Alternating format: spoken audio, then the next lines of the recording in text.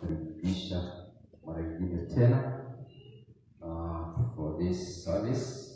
This is another wonderful opportunity that God has given to us to come in His house. As I was sitting there, as you were worshiping, a thought came into my mind, and I was some kind of a nudge, and the question was, what are you here for? What are you here for? Why did you come for today's service? What is the purpose? And deep down in my heart, I felt that the reason why we are here is for God. There are many things that you're going to be blessed about. There are many things that have personal blessings individually, but what to be true. The being here for us today, it is for the honor and for the glory of God. When our attention, our worship, our praises are all directed to God, when you know that's not about us, it's not anything in us, but it's simply that God may be magnified in our lives, is a wonderful thing to know. Today, I thank God for this opportunity even to stand before you, that we can share His word again. We had a word of service last Sunday, and we're going to continue, hopefully, having more services as we continue to listen to the direction of the authorities. We will be able to communicate, as I believe a pastor has just mentioned, how it's going to be next Sunday. I believe more or less we are going to be much more than we are. We are going to have more elaborate plans for our service during this particular time, in line with the guidelines that have been given. So after we meet and discuss, we will be able to share with you what we have agreed. But be prepared. Let's continue desiring and seeking to have an opportunity to come to the house of the Lord. David was glad when he was told, let's go to the house of the Lord. It is wonderful to have an opportunity to be in the house of God. I want us to share the word of God today on a message God has given me from the book of Genesis, chapter 25. Genesis chapter 25. We're going to read from verse 27 to verse 34. And the title of my message is Our Spiritual Birthright. Our Spiritual Birthright. The Bible says, so the boys grew, and Esau was a skillful hunter, a man of the field. But Jacob was a mild man, dwelling in tents. And Isaac loved Esau because he ate of his game, but Rebekah loved Jacob.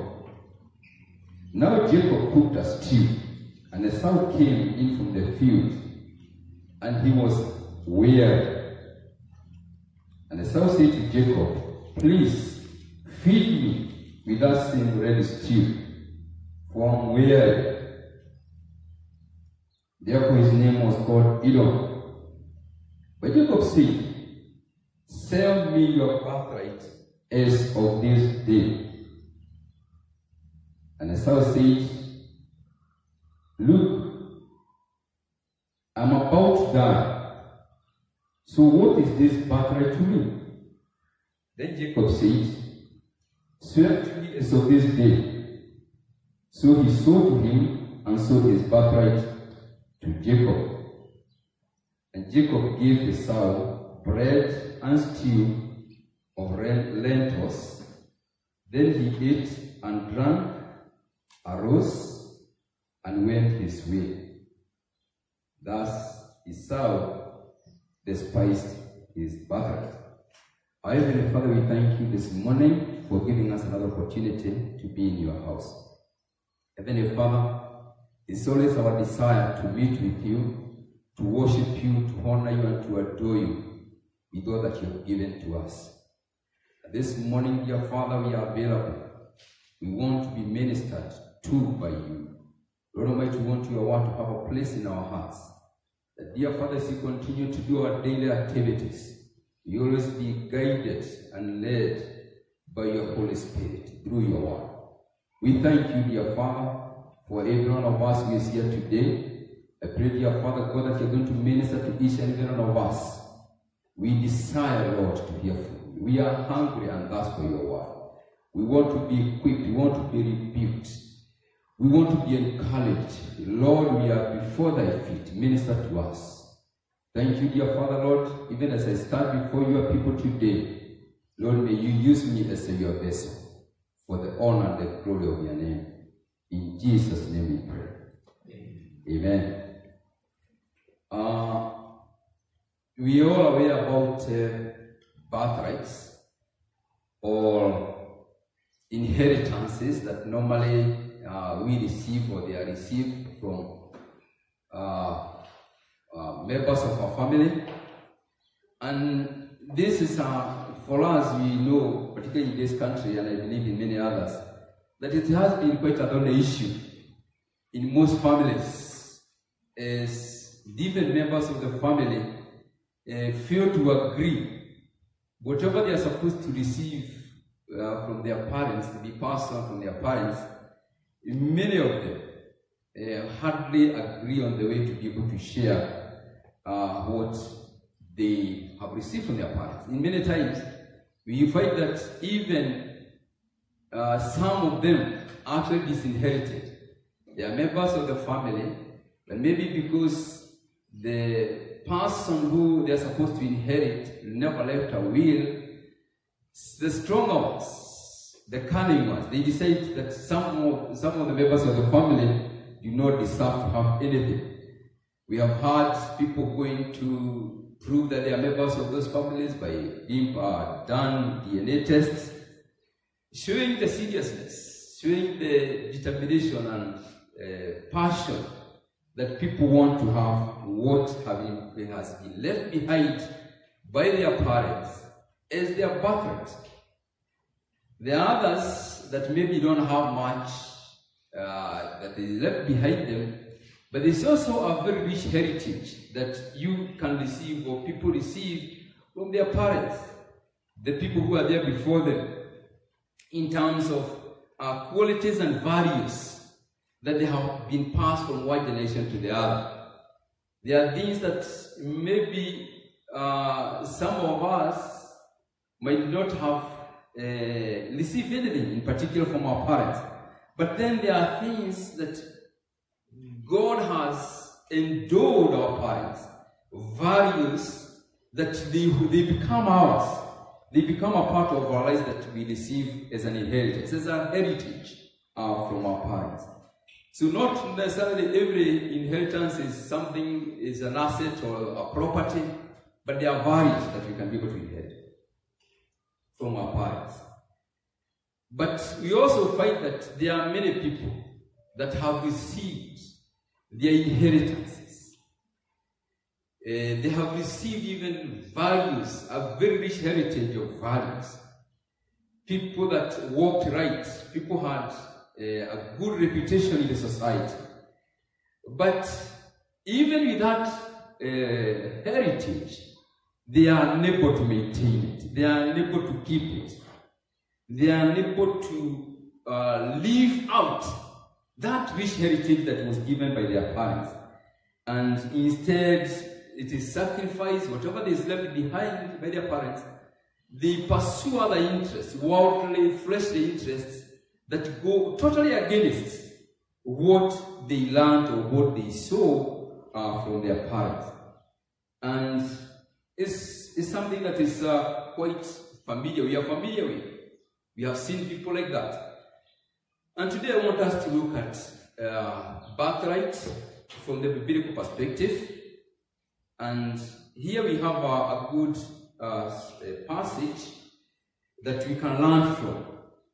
As you see, this family, Isaac's family, God blessed him with 2 boys. And the Bible is saying from where we have started from verse 27, as these boys grew, they were very different boys. They were very different young men. And one of them was an outside person, who was someone who was comfortable in the outdoors. He loved hunting. He loved doing things with his own hands. He loved pushing things in his own, the way that he wanted. He was excited by getting involved in physical activities. This is how he got himself being a hunter, a good hunter, who always had something maybe to bring back home, particularly to his father, Isaac, who enjoyed whatever this young man, Esau, was bringing from his hunting expeditions. And then we also see his brother Jacob. The Bible says he was a married man. He was somebody that was comfortable dwelling in the tents. He was really people who are not aggressive by nature. He was comfortable doing things in a low kind of profile, being there and not exposing himself to a lot of activities outside. And this in itself, it shows something unique as we continue to read the story about their spiritual temperament, or rather their attitude as far as spirituality was concerned. Esau really had no time for the things of God. He had no time. He never cared. All that he was concerned was he did whatever he could, achieved whatever he could achieve, and that was all. But you see something different in the heart of Jacob. Jacob was somebody who had a heart for spiritual things. He had a keen sense of things of God. And that's how it went on. One day Esau came back from his hunting, hungry and weary. At that point, he requested to be given the stew that his brother was making. And we see the story that Jacob, even if he might not be happy with what he actually did, but Jacob knew this, his brother, his elder brother, had something special. He had an inheritance that was aligned, or was apportioned to him as the elder brother. And this was what he plotted to have. And he got it. Of course, through by giving him the bowl of soup, Esau was ready to swear, and he surrendered. He forfeited his birthright. A very sad story. When you look at what it is that was at cost, what was involved here, and the kind of attitude that the person who was supposed to be protective of that special inheritance that he got, how careless, how much he despised that birthright as he gave it away very, very cheaply. We need to find out what can we learn from this life of this family, particularly these 2 boys. One thing that we need to understand is that in the Old Testament setup, the first son, the firstborn rather, had some special blessings that was apportioned to him. This is what actually Esau forfeited or despised, as he exchanged his birthright with a bowl of soup. And one thing that he despised, or he forfeited, was the authority and honor that as a firstborn which was supposed to be there from as a father in the family. The honor that a father is supposed to have in the family. The firstborn son received that when the father died. So he had a very special position of authority. He could decide how things are going to be done. The respect by the other siblings behind him was supposed to be his. But this was what Esau was sacrificing. Then also, he, as the firstborn son, he was supposed to be apportioned a double portion of his father's possession. Whatever his father owned, property or land or whatever, he was supposed to have double. It was supposed to be, if there were two sons, like you remember that parable of the prodigal son. The young son, when he decided that I want to go my way, he took a third of his father's property because he was not the firstborn. The firstborn was supposed to take 2/3. So, as a firstborn, he was supposed to get a double portion of what his father possessed. And then number 3, he had the privilege of priesthood. He was supposed to be the priest. In the absence of the father, he was supposed to be the priest in the family. He was supposed to offer the family sacrifices. On behalf of the family, he was supposed to offer sacrifices. And then he was also supposed to receive a peculiar blessing, like what eventually Isaac did to them. And in particular, even if he was somehow deceived, but he offered a special prayer of blessing to Jacob, thinking that he was actually doing it for his firstborn son. So there was a peculiar special blessing that was supposed to come special for this the firstborn son. And then he was also, in this particular case, being in the family of their grandfather Abraham, the promise made to God by Abraham was supposed to be handed over to him also, from generation to one generation, from Abraham to Isaac. From Isaac, it was supposed to go to Esau, but unfortunately, or fortunately, it went to Jacob. And now we need to ask, that was the Old Testament setup. What is there for us now in the New Testament? We also, as believers in Christ, we have received an inheritance, a birthright, through Jesus Christ. We have something special that is ours because of our relationship we have with God. In Romans 8, verse 29, the Bible says, "For whom he foreknew, he also predestined to be conformed to the image of his Son, that he might be the firstborn among many brethren." That is Jesus. Our birthright as Christians is to inherit all that God is in Christ. One as if you. Praise be to God. Amen. It's good that you understand this. That our birthright as Christians is to inherit all that God is in Christ.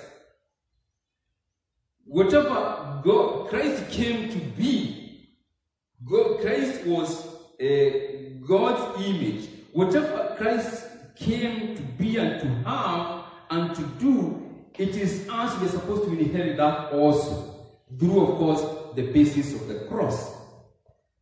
And then in Romans 8, verse 17, the Bible says, "And if children, then heirs, heirs of God and joint heirs with Christ." So, whatever that Christ came or represented of God, whatever Christ had in God, also it was supposed to be ours. It is our birthright. It is our birthright. And I'd like us to look at some few things that maybe we can look at what really our birthright is, because unless we understand what is it in me, being a believer in Jesus Christ, changu ni nini? What is mine? One thing that we inherit is God's image. We were created in God's image. In Genesis chapter 1, verse 26, the Bible says, "Let us make man in our own image." So we were created in God's image. An image simply means that our appearance, our physical appearance, whatever we look, whatever we do, if someone looks at us as we live our lives, he is supposed to see God in us. This is actually what we are supposed to. This is what was God's intention.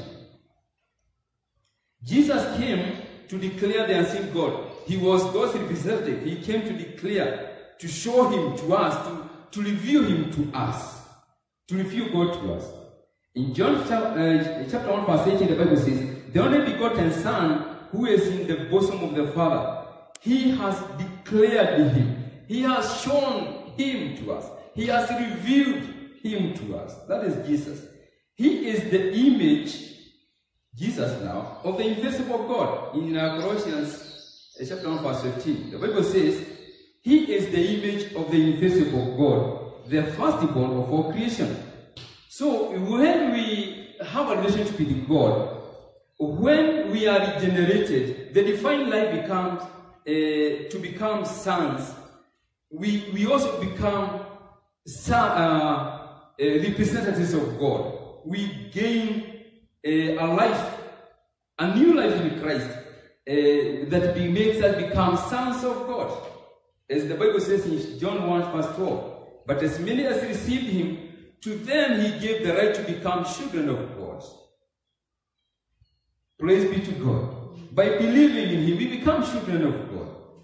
So when we live for Christ and we magnify him, we fulfill God's intention and desire to have his image expressed through man. Another one is that it is inherited. A birthright is inherited. Esau was the firstborn. He inherited from his father, being the firstborn. He did not earn it. It just came because of his position as the firstborn. One has a few. And also the church. The church, we are the firstborn. According to Hebrews 12:23, we are the firstborn of God.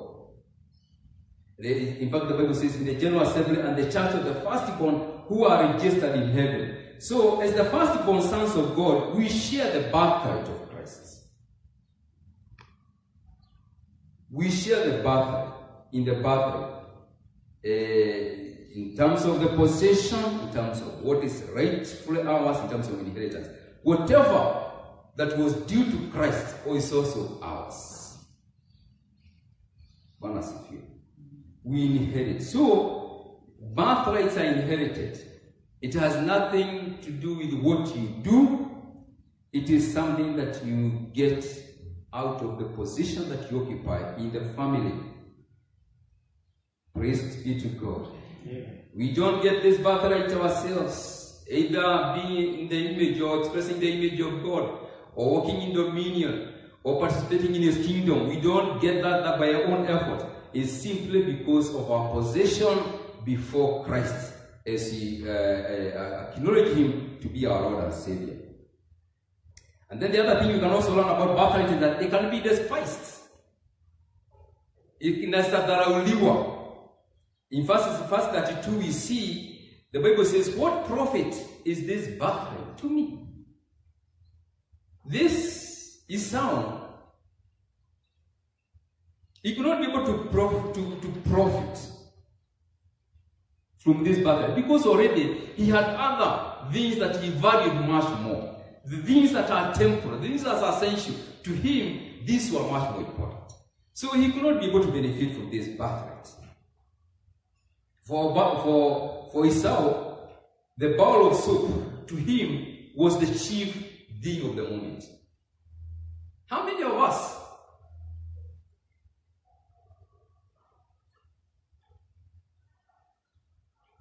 do actually despise our birthright? Whatever is rightly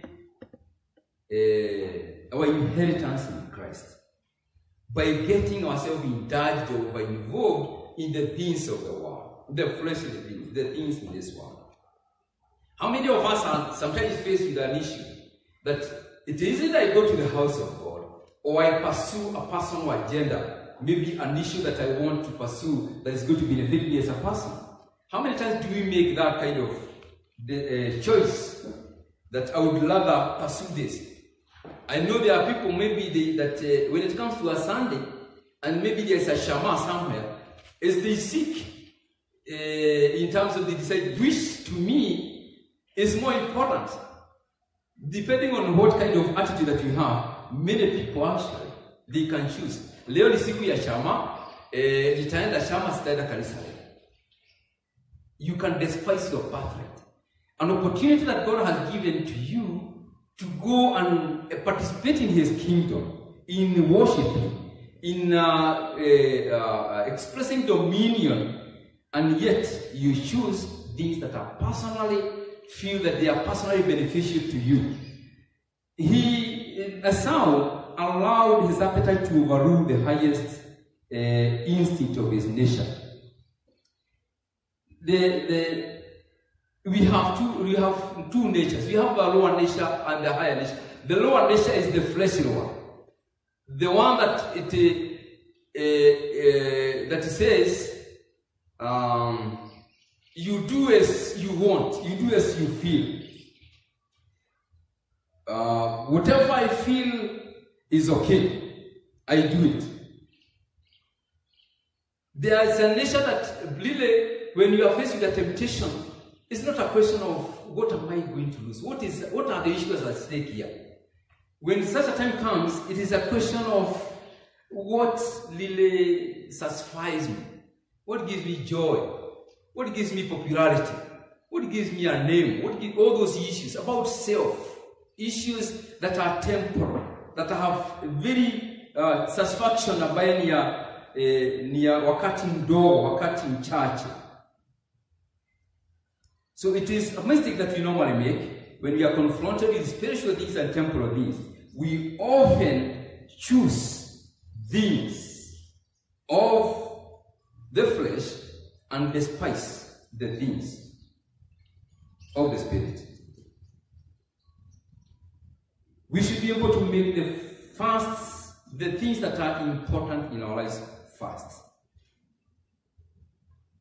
The things that are valuable, the things that are eternal, they should have a first place in our lives. In Matthew chapter 6 verse 33, the Bible says, but seek first the kingdom of God and His righteousness, and all these things shall be added unto you. The kingdom and His righteousness.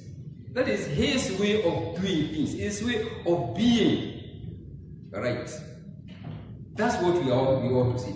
But many times, many of us, we feel that best. We despise the special blessing, the special position that God wants to elevate us, that we can express Him by choosing the things of the flesh, the things that are temporal. The other thing that we can also learn is that it can be lost. A birthright can be lost. We see in verse 33, the Bible says of Esau, so he sold to him and sold his birthright to Jacob. He deliberately parted with it as a thing of no value.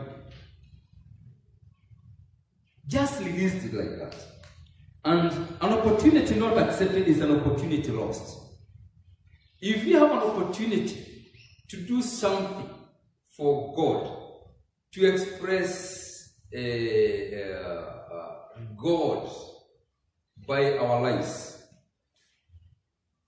to live in dominion, to express dominion over our lives, over the things that are oppressing us, or even oppressing others, and we fail to do it, brethren, we lose that opportunity. It's very sad. It's very sad. Moses, he had such an opportunity.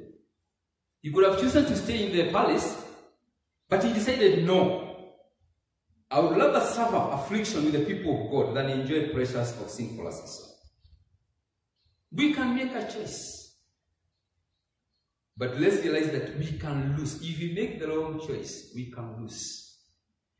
We can lose an opportunity that you will never come back, to impact a society, to impact a family, to represent God somewhere where people really are looking for somebody they can learn about God, you can lose that opportunity. It can come once and never come again. So that is a birthright that you have. But once you fail to accept that opportunity, you lose it. You lose it and you not have it another time. We can look back and see the opportunities that we had, that we could have expressed God, that we could have lived in dominion and shutted away and gave hope for people who are hopeless. But we failed to possess and to take possession and to use our birthright, and that opportunity is lost forever. When you come to Christ, of course, God forgives us. We repent. God accepts us. But the opportunity that God had for us to impact and to make a difference in the lives of somebody, in a situation, in the society, we lose it. Because we failed to use that special birthright that God had specially designed for us. We lose it, kabisa. So it is about bargaining when we sell the spiritual for the natural. We need to learn that we can lose our birthrights. And then the other thing is we also need to learn about birthrights is that the loss is often lamented or neglected. You lose it. It's not just going to be just like that. It's a time will come afterward. If we, in Hebrews chapter 12 verse 17, the Bible says, regarding Esau, for you know that afterward, when he wanted to inherit the blessing, he was rejected. For he found no place for repentance, though he sought it diligently, with tears. He sought the blessing from his father. But because he had already committed himself, he has already surrendered, sworn that he doesn't want it, he never got it. So even for our lives, when we fail to believe in God, we fail to believe in what God has bestowed on us as a special firstborn sons, that he wants us to make a difference in the life of others. When we fail, then we will have a terrible afterwards. We will look back and say, yes, I had an opportunity to make a difference. I had an opportunity to make a difference in my church. I had an opportunity to make a difference in my family. I had an opportunity to use my birthright and make a difference in the society. But I didn't.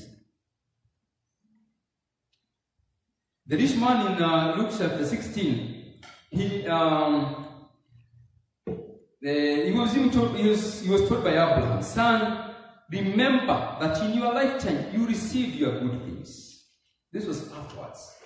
Afterwards. Remember what you got. Hebrews chapter 2 verse 3 says, how shall we escape if we neglect such a great salvation? How can we be handed something so noble, something so special, something so valuable, if we neglect it, if we take it as something useless? How can we escape? How shall we come to terms with it? That God has given us an opportunity to make a difference in the lives of somebody, but I lose it.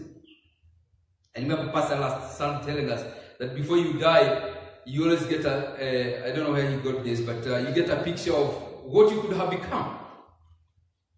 And it is unfortunate. Because of course, even if you look back and you say, I had an opportunity. I was given a birthright to take dominion, to become an overcomer. But I refused. I despised that. I opted for temporal spiritual things. I lost it. How can we escape if we neglect such a great salvation? And then the birthright can also be earnestly sorted after. It can be guarded. It can be protected.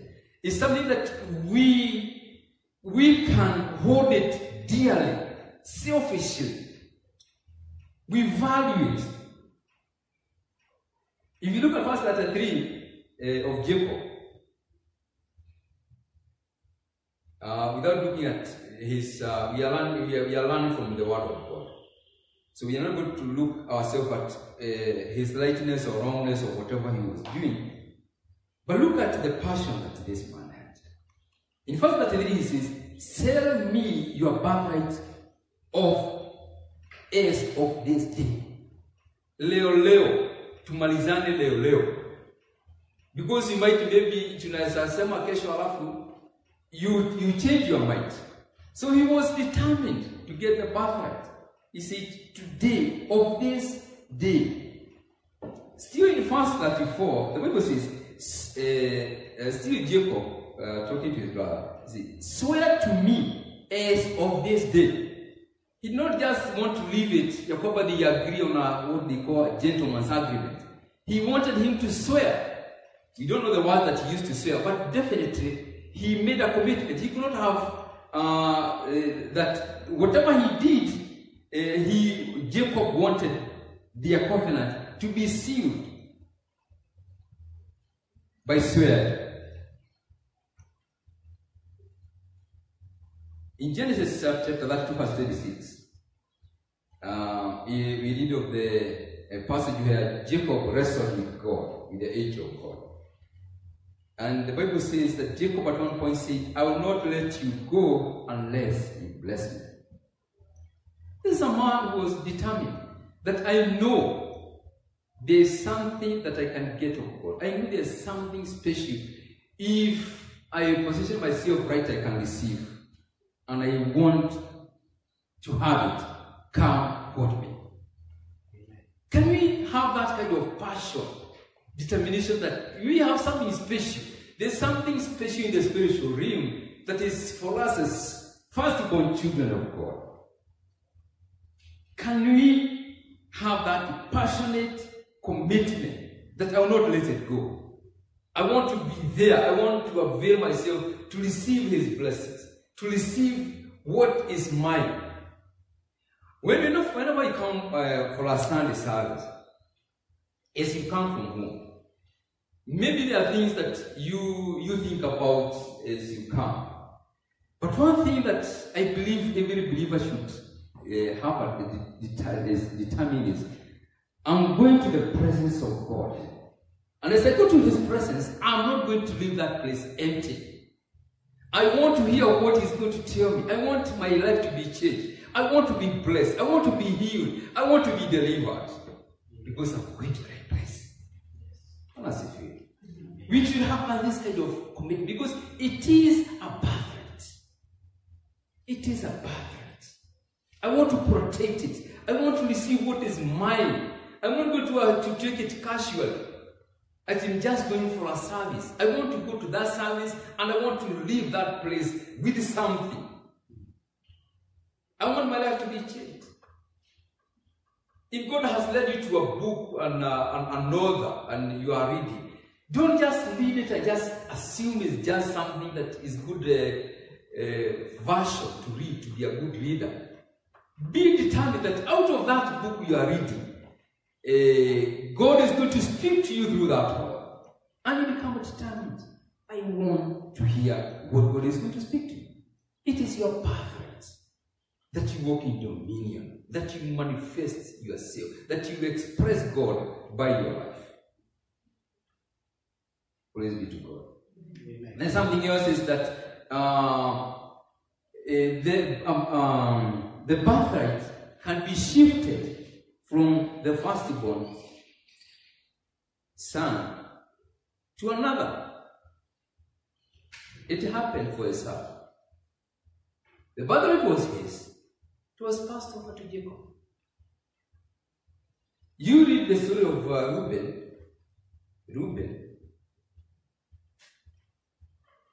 one of Jacob's sons. He was the firstborn.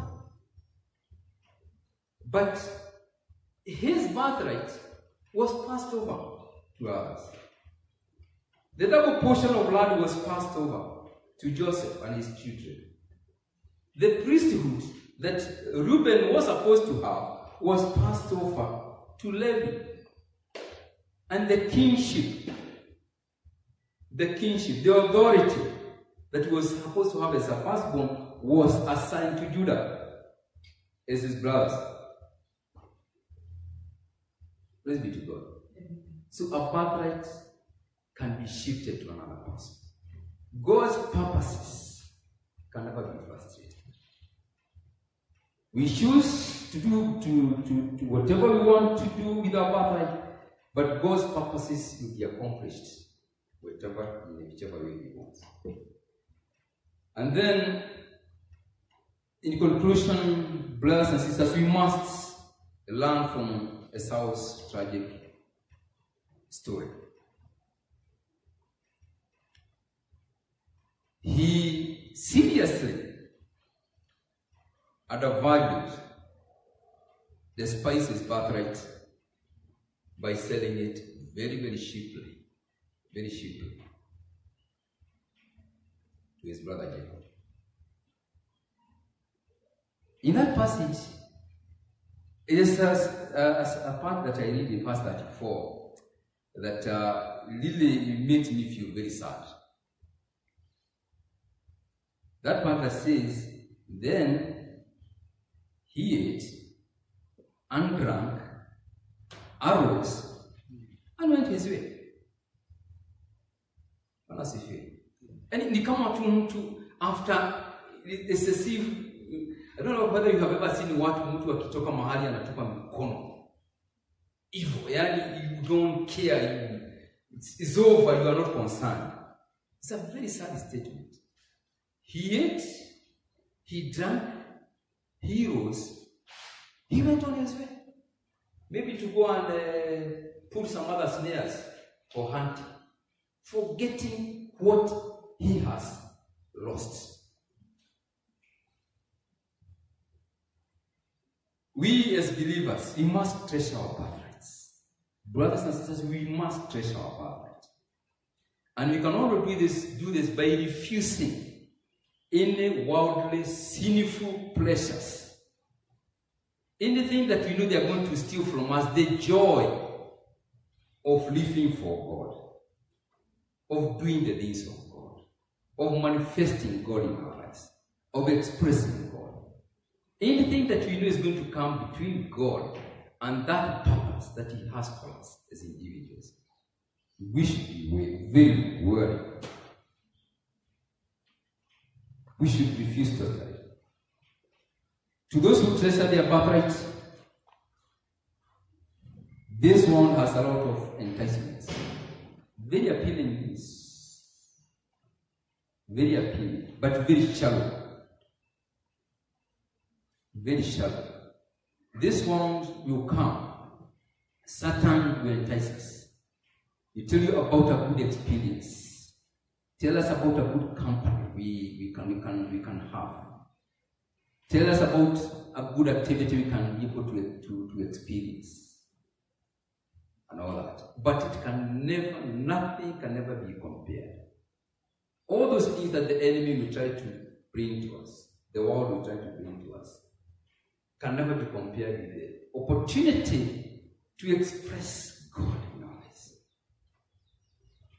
That yes, God has chosen to be His representative. That when I speak, I'm speaking in His authority. That what I do, people will see God, not me, but people will get to know about God through what I do. I have the opportunity of expressing dominion over the things that are troubling us, to walk above the situations that are hopelessly oppressing people. We can never compare with those things that the world is going to offer. Or finally, by the joy that we experience when corporately express the kingdom of God in the church. This is our portion, brothers and sisters. May we not lower ourselves to that level.